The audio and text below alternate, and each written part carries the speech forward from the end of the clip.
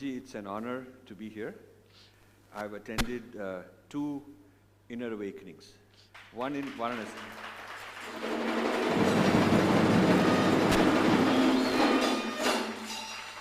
Including one in Varanasi also, and one in Bidadi. So I'm delighted to be here and meet so many wonderful people. So I wanted to take this opportunity to ask a few questions for our viewers, and I'd like to also put this up on Facebook page later. Starting with, because we are in a sacred place, and tomorrow I'll be meeting people in the Akhada Parishad. So I thought it would be important for people to know about the Kumbh Mela. What is its history? Why we do this? Because there's so many different ideas people have. So I thought coming from you would be the right thing. Nityanandeshwara Samarambam, Nityanandeshwari Madhyamam, Asmadacharya Paryantam, Vande Guru Paramparam.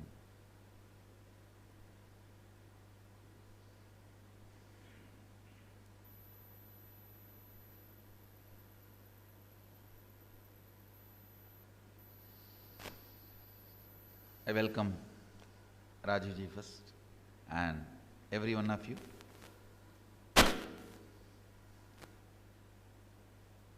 The story of Kumbh Mela starts from the Samudra Manthan, when milky ocean was churned and nectar came out.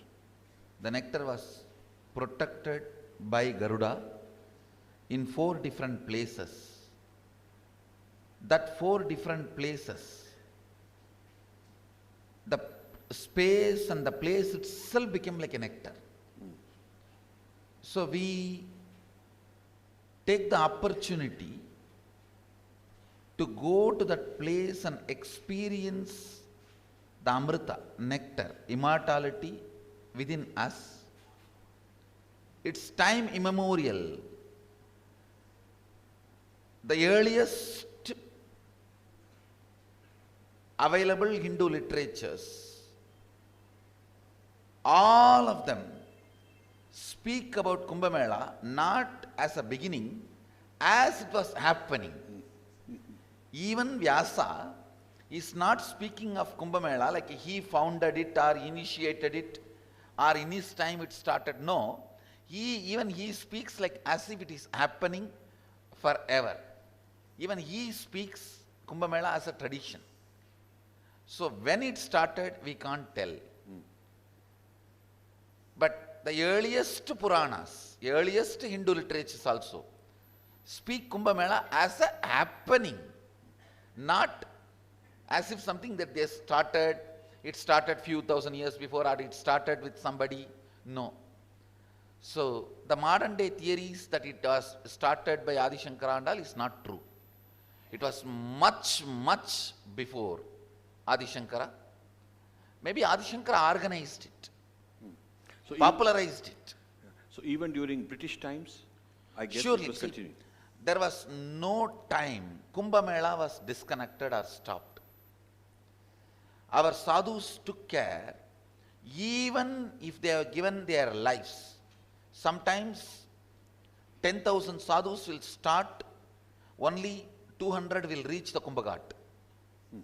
Remaining all of them will be killed, diverted, arrested, but always that few hundred reached the Kumbh Ghat and did the holy snan, observed the tradition, kept it alive. Very good. Very good. It was unbroken tradition. We gave our lives just to keep this tradition alive. So Swamiji, related to this is the Akhadas. Yes. So now I'd like to know who are the Akhadas, how did they start, what do they do? Akhadas are basically founded by Sadashiva himself. Okay. All is Ganas, Shiva Ganas. Exactly the word Gana means. In your length, breadth, depth, if you are filled by Shiva, you are Shiva Gana. Whoever lives Shiva, they are Shiva Ganas. All the Shiva Ganas formed the first Akhada. It is directly disciples of Shiva, created this Akada structure, and after Daksha Prajapati was killed, Sadashiva started directly ruling the planet Earth through his Shivaganas. That is the way the original Akada structure gets formed. Later on, much later, Kapila Muni organizes Mahanirvani Akada. Then all other Akadas gets formed. As on now, 13 Akadas are accepted widely as a mainstream Akadas. But there are many minor Akadas who are affiliated to these 13 Akadas, who work like a sister organization or who work like a branch organization. Ideologically, they feel connected, but they have their independent identity. So Akadas form the core of Hindu tradition. They are the oldest and largest apex body of Hinduism. As on now, at least 10 lakh sadhus work under the Akada Parishad, which is the apex body where all the 13 Akadas are member, which is completely a democratic setup. Okay. It is like all the Tanidars gather together and elect Kotari. Okay. All the Kotaris together gather and elect Mahant. All the Mahants together gather and elect the Sri Mahant. All the Sri Mahants together, they gather and elect the Mandaleshwar or Mahamandaleshwar, then Acharya Mahamandaleshwar. So it is like a pure democratic setup, Very interesting. and nobody can do things on their own. So no king came and interfered and said, I'll appoint somebody. No, no, no. Actually, we appointed kings many times because our army went and supported many kings in their wars. We chose their successors. So khadas are also kind of, they can do physical defense. There was a time Akadas were not only doing physical defense, they were waging wars for the sake of dharma and sending armies in support of various kings.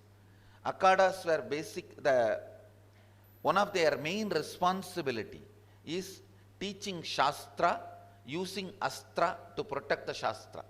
So Shastra and Shastra, yes, both were the main responsibilities of Akada. very interesting. So sort of like modern commandos in one sense, but also intellectual Kshatriyas.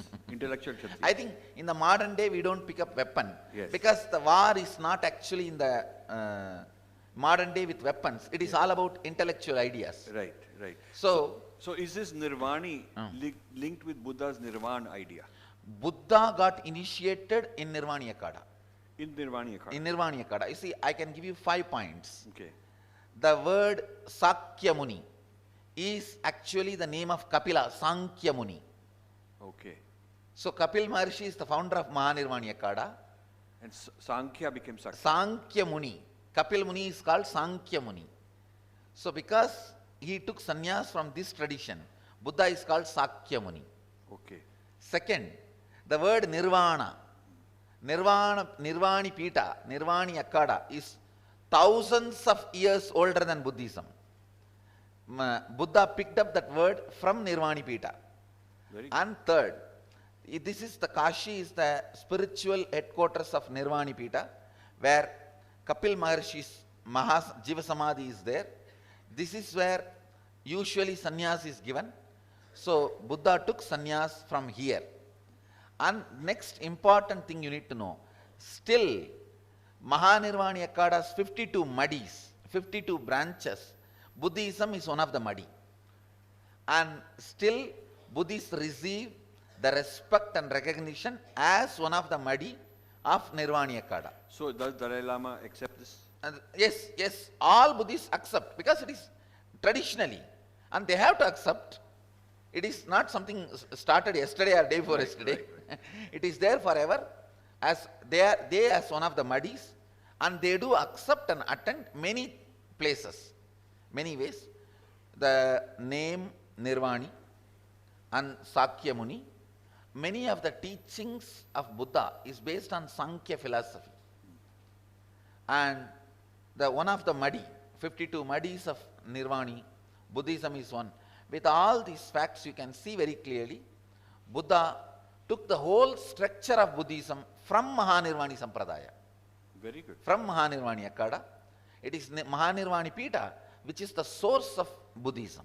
So all this talk about Hindu-Buddhist difference and clash and conflict, and Surely, Buddhism, all this political later. Surely, these are all much later drama to weaken Hinduism. Yes. See, all the traditions came out of Sanatana Dharma. In the modern day, they are projected as if they are separate, just to weaken Sanatana Dharma. Right. Otherwise, Buddhism, Jainism, Sikhism, all of them are from Sanatana Dharma. This is the source. Yeah. So what Even about the modern day Hinduism is from Sanatana Dharma. Sure. So what about the property where the 4 Kumbh Melas are held? Is there some special relationship the Akhadas have? Yes. Till recent periods, all 4 used to be under the control of Mahanirvani. Even now, the many properties where the Kumbh Mela is held is in the hands of Mahanirvani Pita and Juna Pita. These 2 Pitas even now retain many of the properties. As you know, a lot of the modern day illegal occupancy, all that goes. Other than that, even now, in Allahabad, in Haridwar, in Nasik, and in Ujjaini, the major places where the Kumbh Mela happens, Akhadas retain huge properties, and even those temples, Mahakaleshwar temple, used to be under Mahanirvani Pita completely till recent times. So where the Ujjaini, where Kumbh Mela happens. Sure. Very recently, government has intervened, and even now some kind of a mid-level arrangement where Mahanirvani Akhada's representative continues to be a major decision maker, kind of arrangement is done. So what about Har Ki Pauri in Haridwar? Har Ki Pauri, other than small bits given to different organization, it used to be owned by Mahanirvani Akhada. Even now Mahanirvani Akhada has a big say in all that land and area. Maybe recently some of the legal complications have raised. Other than that, originally it used to be under Mahanirvani Akhada. Very interesting. So it is really the Akhadas have It's Akhadas conducted the Kumbh Mela, protected the Kumbh Mela, and the land. And the land where the Kumbh Mela is held. And one more thing, in the recent days, lot of illegal occupation and different interferences from the political powers, bureaucrats and all that, that took away many of the land holdings. Otherwise, in Haridwar, a major part of the Haridwar belongs to Mahanirvani Akhada. So Akhadas are actually the official hosts of Kumbh Mela. I can very comfortably say, without any bias, It's a very big thing. without any bias, very comfortably I can say, till the modern government interference, Akhadas used to be the host of Kumbh Mela, and all the religious, spiritual traditions and the method of conducting, everything was under Akhada Parishad, means the under the Akhadas. So I would really like that to be restored because it will safeguard it. It will safeguard it. And it used to be under Akhadas. Even now, the major chunk is under Akhadas. And as you know, the unsaid interferences. Yeah, the secularism and all those things have happened. Everything. So, Swamiji, now Akhadas have been protectors. But now there is a global Kurukshetra.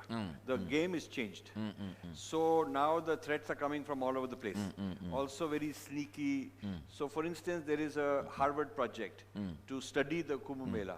But under the pretext of studying, they're looking for opportunities to intervene in the name of human rights. Either they're showing gender bias or caste bias or north-south divide or environmental pollution going on or people doing superstitious primitive things, all kind of stuff like that. So they're calling it data, and a very dangerous thing is that they're collecting a database of attendees in the Kumbh Mela, making a database of their mobile numbers, which village, district they come from, what caste, where, who they belong, which sampradaya. So then they can track these people. So they first use Sam and Dan to bring them on board and feel like they're helping. And later will come Bhed and Dand. This has been the strategy. So I'm studying this, and I find that unfortunately there is not much awareness, and a lot of people don't want to bother. I should accept what you said. As Mahamandaleshwar of Mahanirvani Akkada, I can speak for me and the people whom I know. We are really not even aware of this Kurukshetra. To tell you honestly, we are in our happy slumber, unhappy, cozy feeling. We get few people touch our feet and have few bandaras and have little dakshana. We are happily there. It is unfortunate that still we have not woken up to the reality. I have no right to criticize anybody, comment on anybody, but I can do self-criticism. Yes. To tell you honestly, still even I have not woken up to this reality of intellectual, international Kurukshetra going on.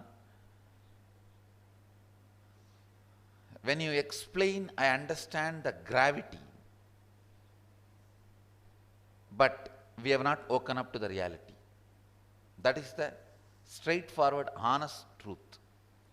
Because I think I will be very sincere, working and trying to share and inspire my colleagues to wake up to this reality, to wake up to the war being waged on us. But as on now, we have not woken up. That's the truth. the beauty is the openness, but others can take advantage of it. Too much openness means we can also be inviting infiltrators who don't mean well. The problem is, actually openness does not need powerlessness. Yes. But in the name of openness, somewhere we become powerless. And openness does not need that we need to lose our identity. And authenticity. Authenticity. Rituals, practices, yeah. Somewhere in the name of openness, we even lost Ishtanishta. The Ishtanishta, Yes. the authenticity is getting diluted. We need to wake up to this reality. So, but it is very tempting and fashionable to say that in the name of openness, you know, everything is invited. But then conversions can be happening, people can be doing their shnan and calling it baptism. Everyone should be invited to celebrate the core tradition. Our tradition. Which is our tradition, Yes. the Hindu tradition. Yes. See, Kumbh Mela is the celebration of Hindu tradition. Right. Celebration of all the Hindu sampradayas. Yes. Celebration of all the Sanatana Dharma sampradayas. Yes. So everyone should be invited to celebrate that, not to pollute that. Right. We come to celebrate Ganga, not to pollute Ganga. Yes. We come to celebrate Sanatana Dharma, not to pollute Sanatana Dharma. It's very unfortunate. There are sources, there are plans polluting the Sanatana Dharma, trying to hijack Kumbh Mela, but unfortunately, still we have not woken up to the truth. We have not woken up to the truth, and still it has not gone into our spine. I don't know. Yeah, because partly the public relations is so smooth. People feel that they're actually giving us a gift. They give us some free food, or they give. So the average common man is very happy that all these people have come and they're doing this for us. And the risk is also the secularization of Kumbh Mela. So one day there might be a Coca-Cola tent, and there might be a Reliance tent, and it could become like a commercial mela to generate sales, because if you have 100 million people, you can sell them a lot of things. So this is then it becomes not sacred. It just becomes like any other gathering where anybody can rent a tent and do what they want. So it could become like a big tamasha. That danger is there, and it is unfortunate we have not woken up to the danger. We have not woken up to the danger, and I cannot comment on others, other organizations. At least I can tell you, as Mahamandaleshwar of Mahanirvani Pita, we have not woken up to the danger. Can certain things be made legally mandated, like for instance, non-veg is not going to happen, and alcohol? Can there be, or is it a matter of somebody saying, well, this is what I want to do? Actually, it should be done. If you ask my opinion, it should be done. And I will also talk to the Akhadas and insist on bringing this kind of changes by working with government and doing what needed to be done legally and formally in the country. We should bring some of these mandates. No, it should be no alcohol, no meat zone, so that sanctity is celebrated at least during the period of Kumbh Mela. Yes. From Peshwai to last Shahi Snan, at least during that period when Dharma Dvaja was raised, Right. until the Dvaja comes down, traditionally Dharma Dvaja is raised the moment Peshwai happens, and only after the last Snan it is brought down. Until that Kumbh Mela period at least, we should keep that place dry, means without alcohol and without meat. That will maintain the sanctity. There should even be some more mandates, like there should not be any other commercial or secular activities. Or other non-Hindu or Hindu-phobic activities. Because they also want to preach against Hinduism right in the Kumbh Mela. There are a lot of abusive documentaries made against Naga sadhus, Yes. against Kumbh Mela, Right. and showing us as very primitive people, Right. showing us as in a very low understanding. Like it's some exotic circus, you can Yes. come and enjoy watching these weird people. And it was made to, there is a lot of attack. Unfortunately, even we have not woken up to it. In China, to get a foreign group wants to come and do some social research and gather data, they have to apply for a certain research permit. And then one of the conditions is that a copy of whatever data they have gathered, before they can take it out, they have to deposit it. Now here, research on Kumbh Mela is going on, and no authority in this country, Akhada or government knows what it is. They don't even know what this data is, much less being able to be ready and argue against it and respond to it. So I think there needs to be some body, some intellectual body for protecting the Kumbh Mela that is vigilant, that is doing Purv Paksh on what the other guys are saying and responding to them. It is a need of the hour, what you are talking. Yes. Is need of the hour. I think the Akhada Parishad should do this. I'll surely recommend to Akhada Parishad and put all my effort Please. Yes. for this to happen. Because some way Akhada Parishad need to become aware of the war happening. In those days, the wars were different. Local, Yeah, visible. Yes. and just with ordinary weapons like a sword and trishul and all that. But now the war is at different scale. Still Akhada Parishad, we have not woken up. And the war is so sophisticated that one side might not even know there's war going on until they're finished. Actually that is what is happening. Yes. We do not even know war is going on till we are finished. Yes. So this intellectual dimension of looking at the other side, examining, responding to them, needs a different skill set than the Akhadas have. Yes. So then they also have to open up, collaborate with some people who they can trust and have some kind of a conversation. Not only that, the charcha, the Vakyartha Satas should go in this direction. Yes. See, Akhada has a great tradition of sitting as a punch and discussing. and making decisions. It's a great democratic setup. Yes. There, not only the earlier conversations, ideas, debates, now this new debate, new ideas should be brought. Yes.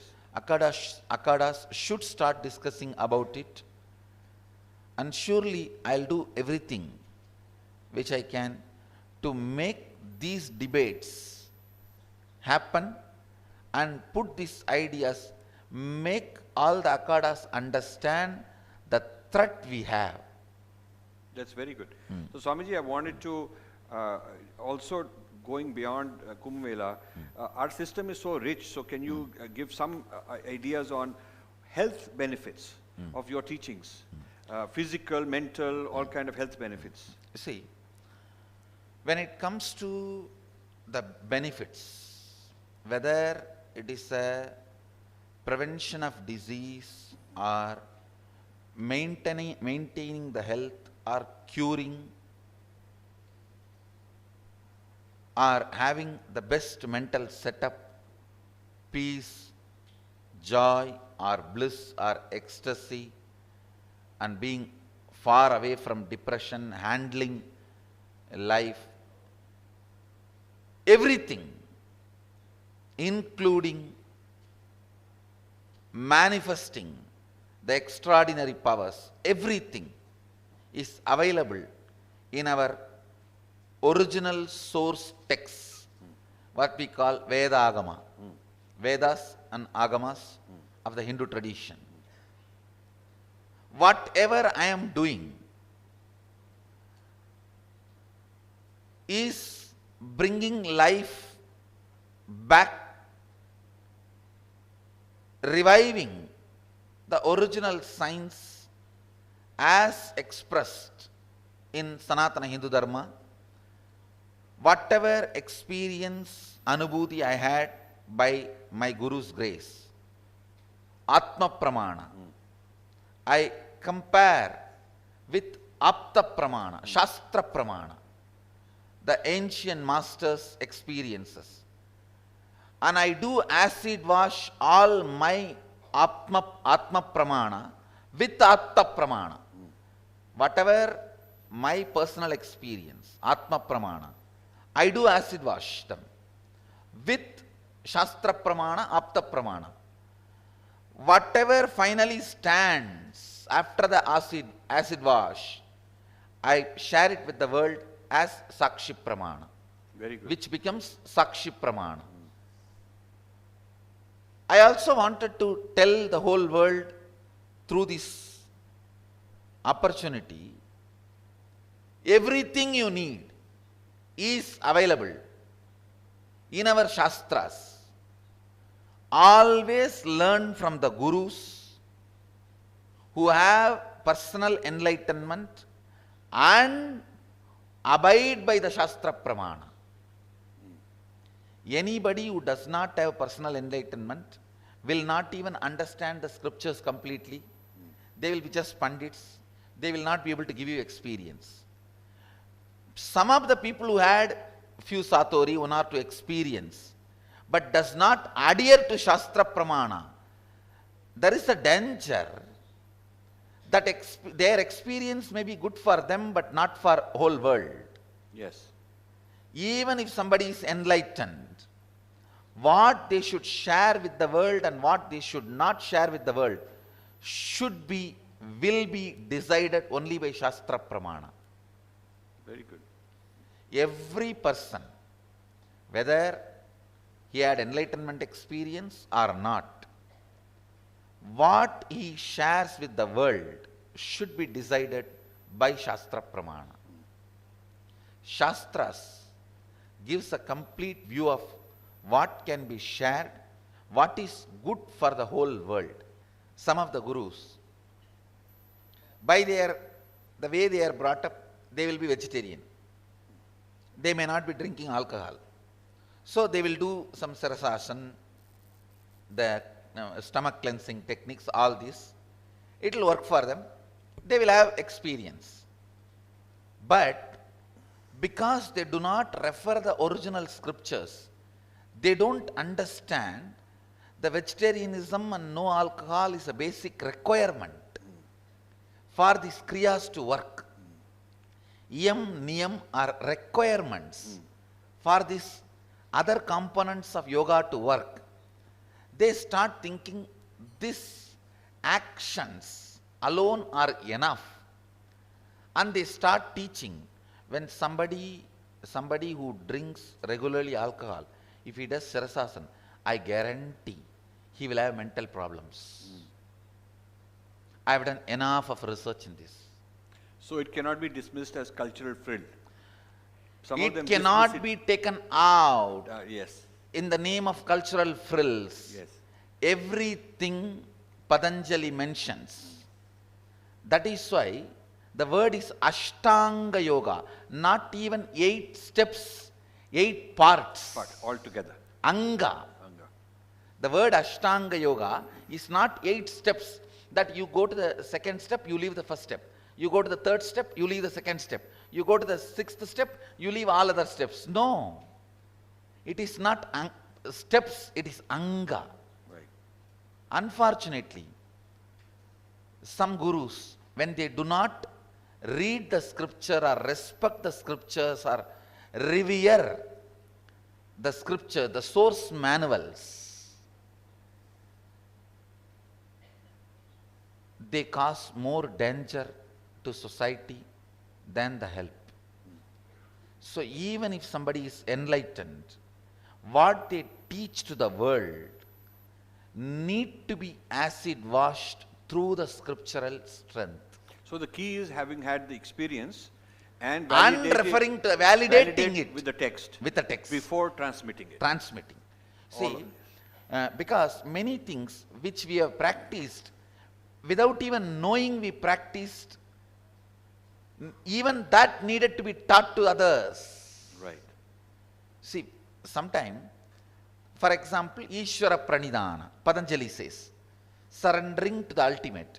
We would have practiced it as a simple flow, because any child born and brought up in Indian village tradition learns surrendering to Sadashiva as like how he learns to breathe.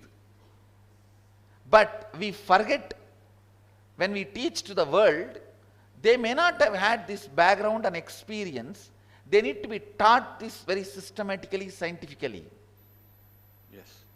So even if we are enlightened, even if somebody is enlightened, he has to refer and adhere to the original scriptures when he wants to teach something.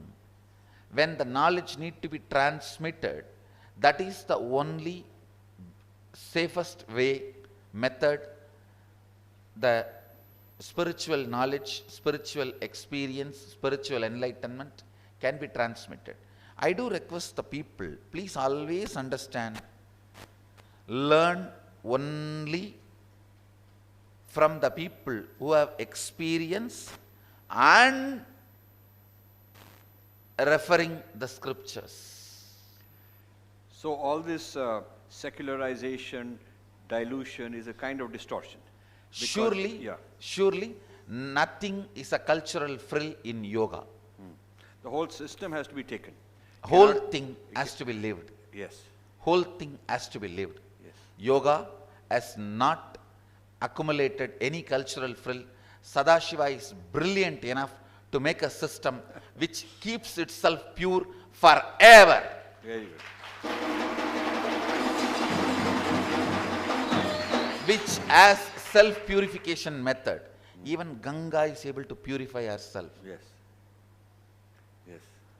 Surely Sadashiva created a system which keeps itself pure, alive, and nothing can get accumulated around Sadashiva's system.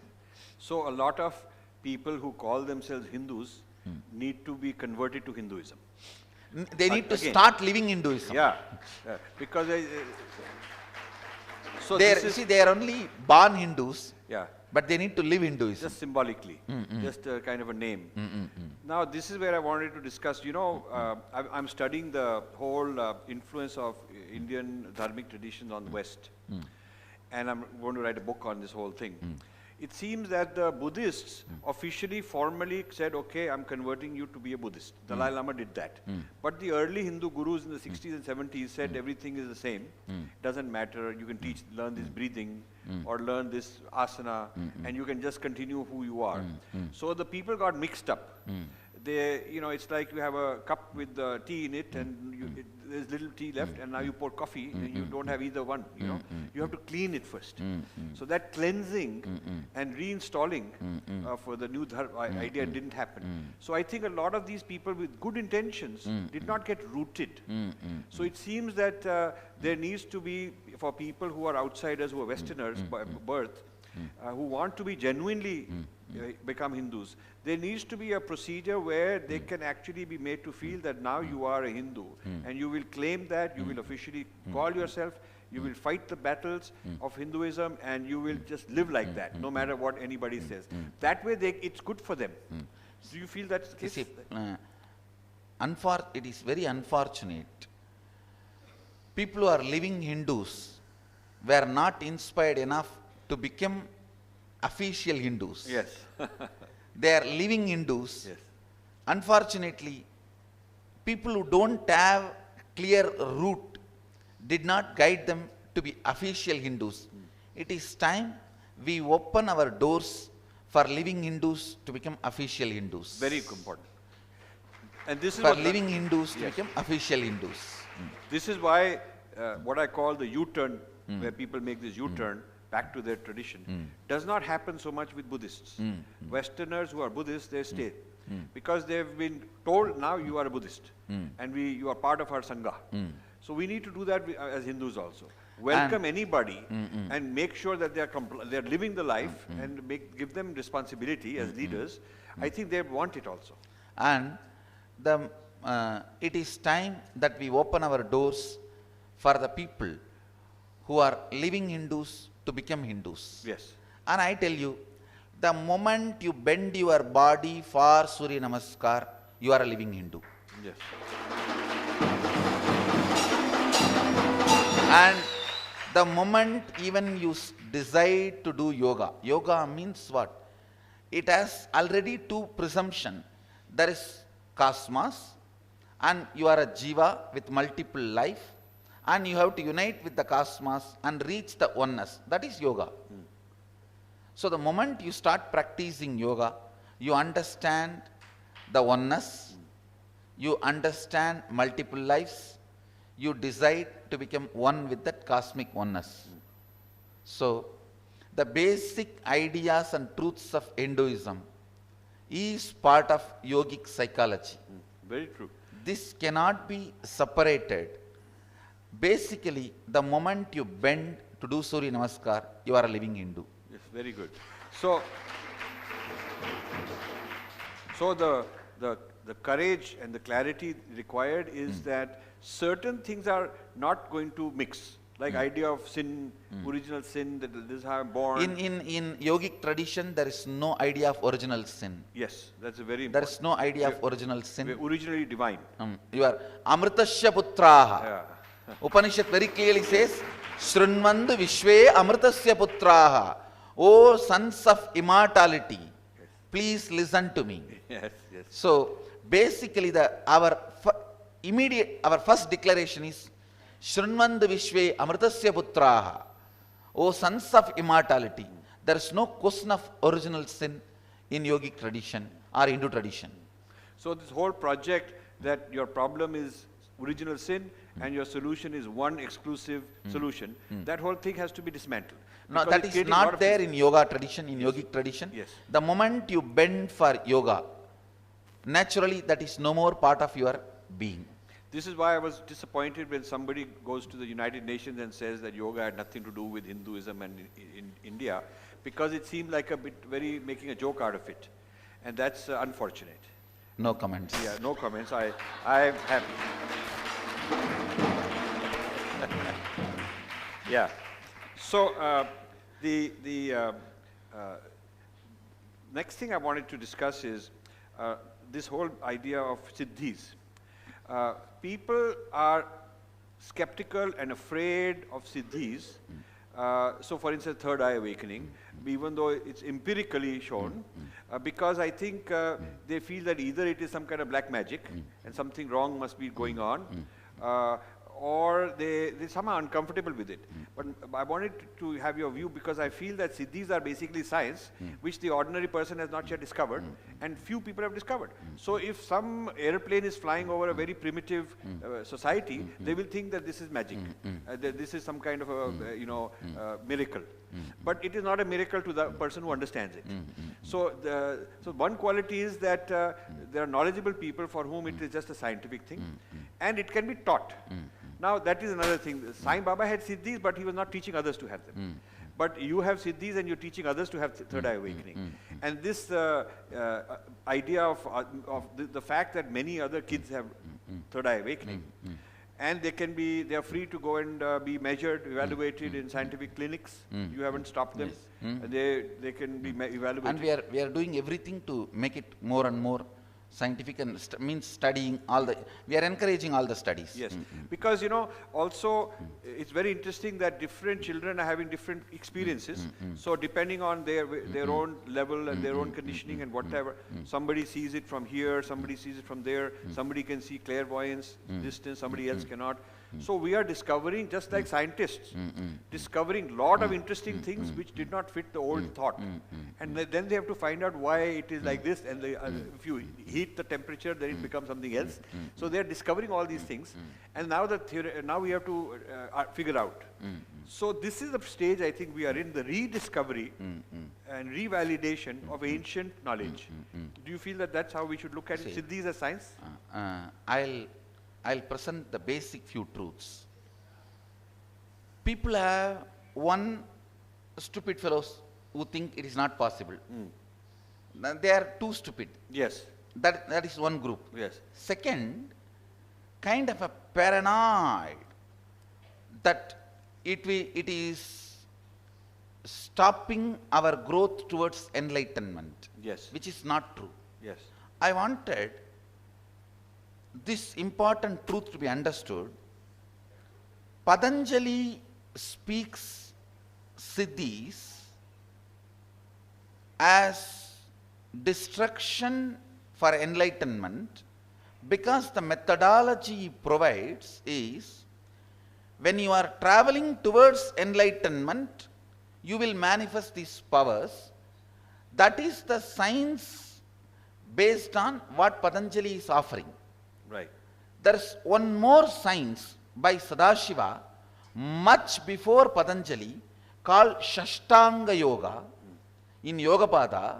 There siddhis manifest only from the space of oneness.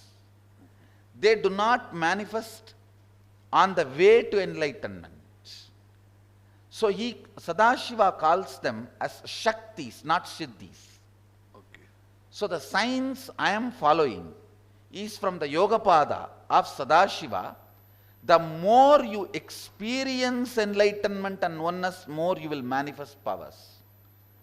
What I am presenting to the world is not siddhis as described by Patanjali. Okay. It is Shaktis as described by Sadashiva. This is very important. Sadashiva gives a structure called Shashtanga Yoga. Patanjali gives a structure called Ashtanga Yoga. Both lead to enlightenment. Sadashiva has delivered it in Agama 60,000 years before. Patanjali is actually a disciple of Sadashiva. He delivers it the way he understood and way his generation needed it. When he lived, what was the need of the people? For them, he delivered it. So what I am offering to the world, whether my kids doing third eye reading, or they are able to see what is happening somewhere, even thousands of kilometers apart, I think you can have your own personal experience. Yeah, he told me many things. Yeah, correct things. And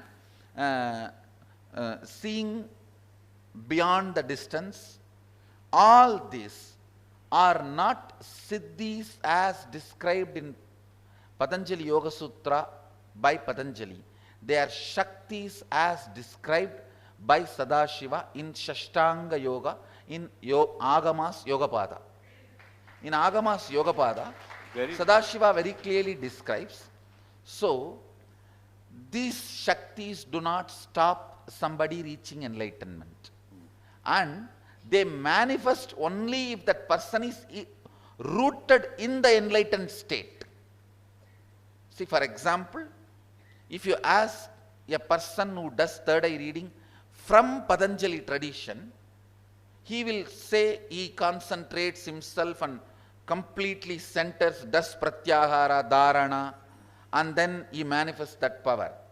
But if you ask my disciple how he is manifesting the power, all he will say is he goes to that oneness. That oneness is manifesting the power. There is no concentration. There is no meditation. Tarana, Dhyana, Samadhi has a different meaning in Shashtanga than the meaning in Ashtanga. Very good. The tradition I am following, I have been taught by my gurus, is the tradition of Sadashiva's Agamas. Very good. It is based on Upanishads, practiced as Agama. So the whole idea is different. It is not Siddhi, it is Shakti. And it is not before enlightenment, it is after enlightenment. That's it is the not difference. towards Yes. the oneness, it is from oneness. It is not of enlightenment, it is from enlightenment. That's very, very impressive. That is the major difference. That is one. Second, when we do not analyze the Shastras thoroughly, many gurus criticize my initiating people into healing. They do even openly declare healing should not be done. These powers should not be manifested. And some gurus even openly declare, when they were asked about third eye, for God's sake, don't try to open it. I do not know what is the reason and what is the context, and I have nothing to comment. But one thing I can be sure, whatever I am saying now, I am responsible. What I am teaching is from original Agamas Yogapada. The science very clearly declares, Sadashiva is very clear, manifestation of these powers happen when you experience oneness with Sadashiva, not on the way to experience oneness with Sadashiva. Patanjali declares all these siddhis are experienced on the way to Nirvikalpa Samadhi. So they can be distraction to Nirvikalpa Samadhi.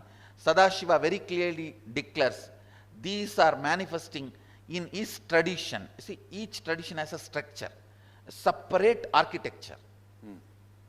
Separate architecture. You may be surprised, in Shashtanga, Sadashiva talks about different ways, and he explains the pranayama pratyahara in a totally different context. So the whole structure is different. There he says very clearly, these powers start manifesting from experience of oneness. Means after the Nirvikalpa Samadhi they start manifesting. But the Patanjali system became more popular, at least nowadays. See, Patanjali system became popular, Sadashiva's system did not become popular for various reasons, because the Sadashiva system needs somebody who is grounded in that. It comes more with the guru-disciple parampara. Patanjali, you can just pick up a book on the shelf. You do not need a guru. You don't need to read Sanskrit. You can be very proud about you don't know the Sanskrit language. And it can be easily hijacked. Yes.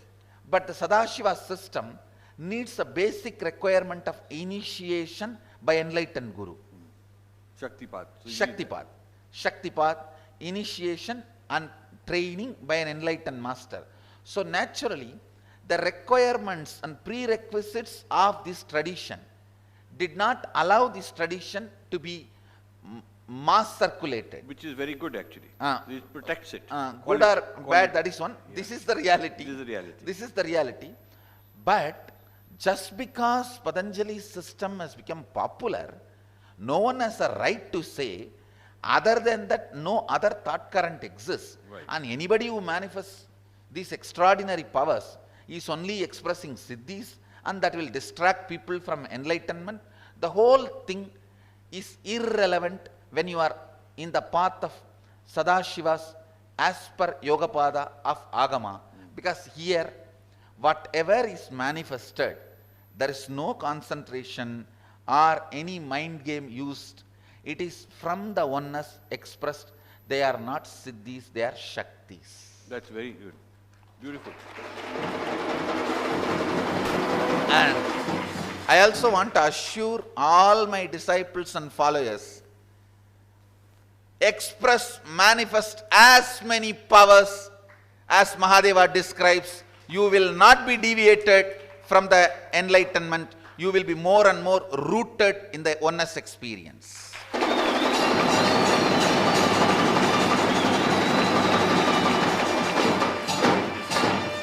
You do not need to have the oris generated by Padanchalas.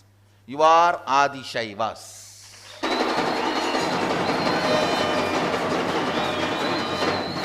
Lot of confusions about siddhis is because of Padanchalas, the followers of Patanjali. And unfortunately, even in the system of Patanjali, they have not reached the Nirvikalpa Samadhi. So they are not able to understand some other traditions exist. Right. It's just Some other possibilities exist. Yes. See, Sadashiva very clearly says, every pattern you complete and achieve completion manifests as one power. Shakti. Playing with that Shakti, manifesting that Shakti does not take you away from enlightenment. It grounds you more and more in oneness.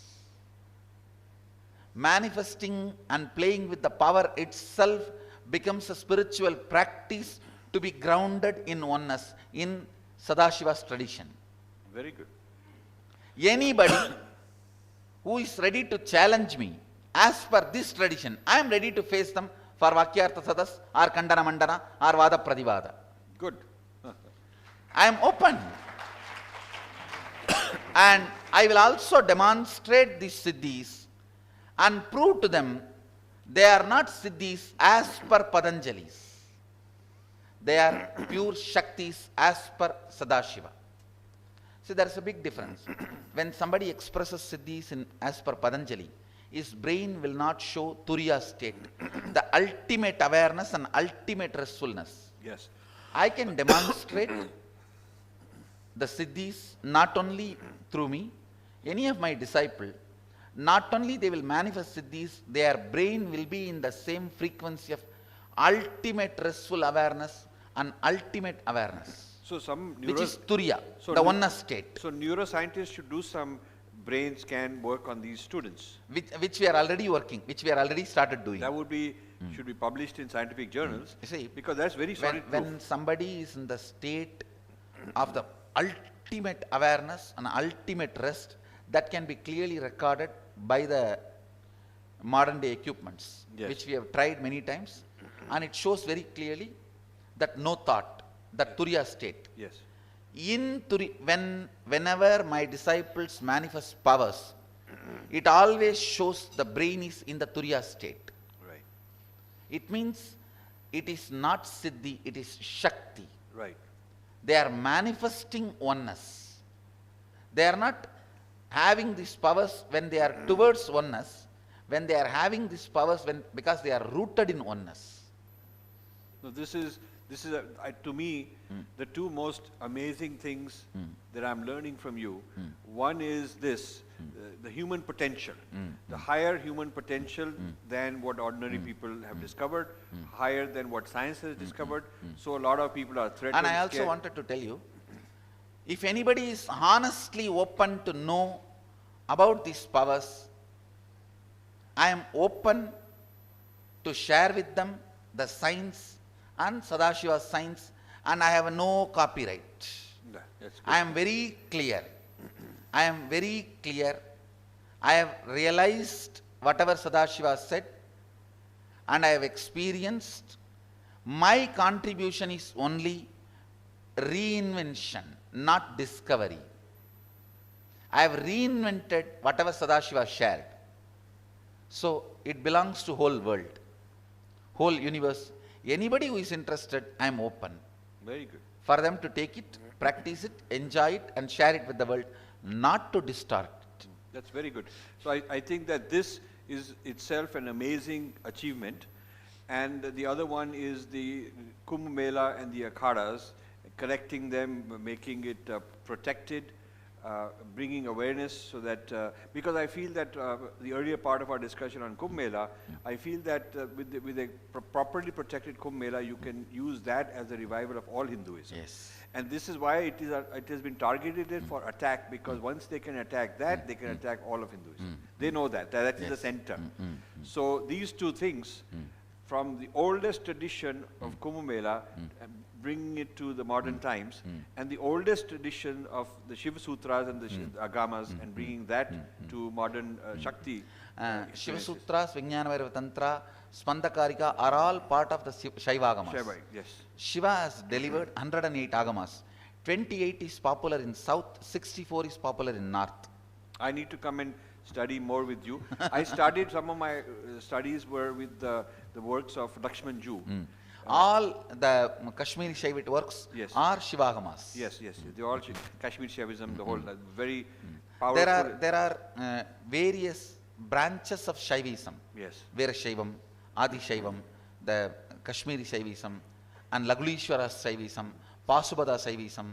All these various branches of Shaivism are from the same root, Adi Shaivism, are the Agamas. Because each of this branch calls their original scripture as Agamas. And as they have Sadashiva as the source. See, all traditions which declare Sadashiva as source, I call as Saivite tradition.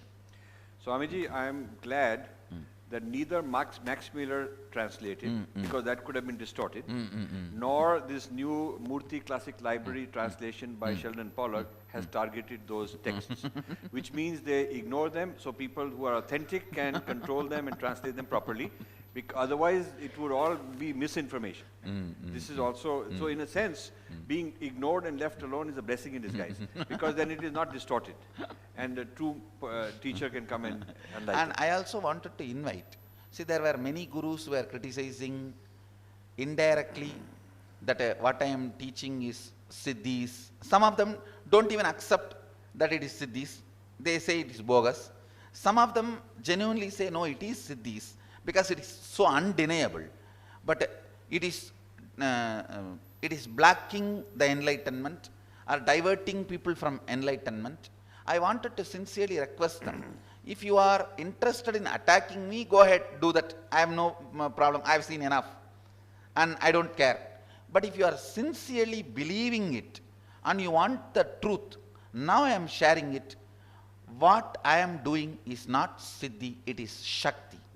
It is being established in oneness. What you know from Patanjali and what is from Sadashiva is totally different. In Patanjali structure, I am not saying Patanjali structure is inferior. No, that is the structure. In his structure, powers manifest when you are towards enlightenment. In Sadashiva structures, powers manifest when you are from oneness. Big, very clear, but very big difference. So, what we practice here are not Siddhis, they are Shaktis. The Shaktis. Totally different. So, if those gurus are really interested, I am open, available for them. They can see what is happening here. Maybe I'll go and propose that we should have some kind of sammelan or gathering or discussion. I am verily open, available for it. I will propose that. This is an absolutely amazing opportunity for me to clarify for myself and bring to my people who follow me and discuss with me this new kind of knowledge. And I also wanted all of them to know, I am responsible for my disciples' enlightenment. I will never do anything which puts that in jeopardy. I'll never do anything which puts that in jeopardy. So when I am helping them to manifest these powers, they can be rest assured they are manifesting Shaktis, not Siddhis. Excellent. So they do not need to worry about the traditions of Patanjali, and they need to be very clear and free that they are following Sadashiva. Excellent.